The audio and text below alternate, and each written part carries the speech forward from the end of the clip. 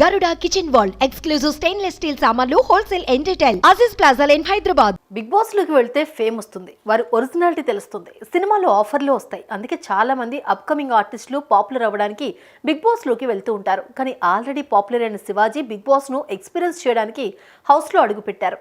కోట్లాది మంది అభిమానులను సొంతం చేసుకున్నారు. మరి ఆయన బిగ్ బాస్ లోకి వెళ్ళినందుకు ఎంత రెమ్యునరేషన్ తీసుకున్నారు? ఈ 15 వారాలకు ఆయనకు ఎంత ముట్టింది?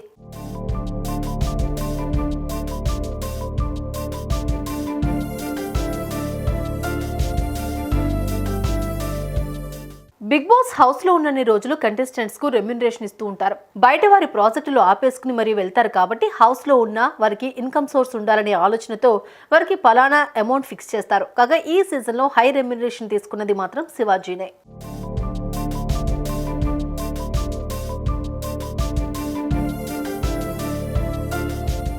విన్నర్ ట్రోఫీ పట్టుకోవాల్సిన శివాజీ టాప్ 3గా నిలిచి ఎలిమినేట్ అయ్యారు. పక్కాగా విన్నర్ అవుతారు అని అందరూ అనుకున్నారు, కానీ అది జరగలేదు.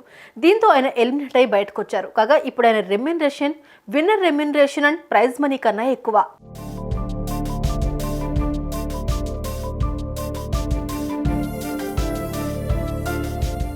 శివాజీ రెమ్యునరేషన్ వారానికి 4 లక్షలు.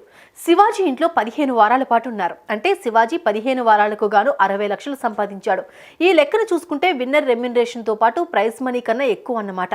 ట్రోఫీ ఒక్కటే తప్పితే రెమ్యునరేషన్ లోనే శివాజీ భారీగా సంపాదించాడు. ఇక బయటకు వచ్చినాక ఆయన ఫ్యాన్ బేస్ తో సినిమాలో క్యారెక్టర్లు క్యూ కడతాయి. వాటిని ఏ రకంగా ఉపయోగించుకుంటారో, ఫ్యూచర్ ఎలా సెట్ చేస్తారో చూడాలి.